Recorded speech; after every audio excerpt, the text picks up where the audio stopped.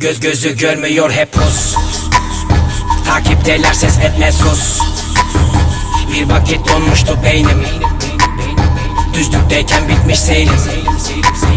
Göz gözü görmüyor hep Rus. Takipteler ses etme sus. Durma git enerjini kus. Zaten çok soğuk etraf buz.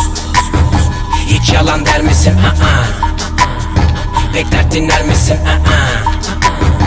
Ya bayat yer misin? İnsan seçer misin?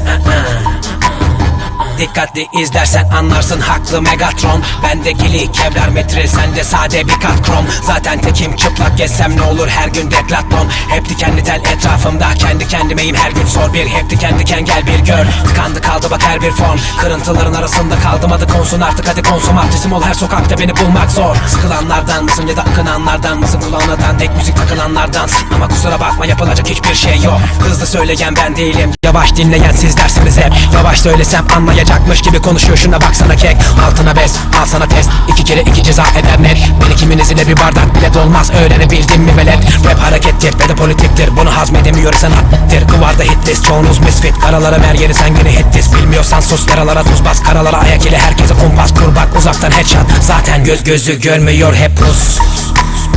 Takipteler ses etme sus. Bir vakit donmuştu beynim. Düzlükteyken bitmiş seyrim. Göz gözü görmüyor hep Rus. Takipteler ses etme sus. Durma git enerjini kus. Zaten çok soğuk etraf buz. Hiç yalan der misin? Pek dert dinler misin? Ya bayat yer misin? İnsan seçer misin? Mikrofon ve ben kaybolduk. Gördüğün rüya hayır olsun. Ben kapitan bak sapıtan çok. Kov kapıdan pencereden sok. Sen çatapat ben top atan. Kalk gidelim benzin.